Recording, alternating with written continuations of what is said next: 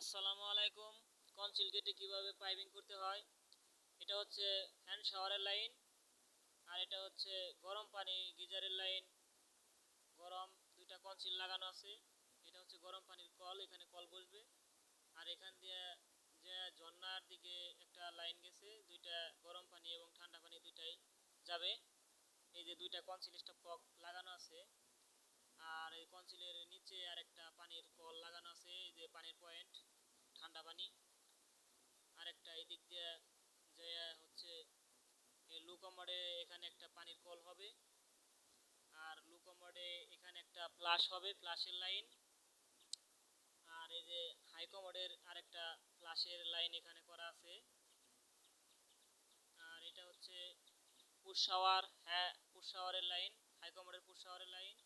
আর এটা হচ্ছে বেসিং এর লাইন, এই দিক দিয়ে বেসিং এর লাইন গেছে।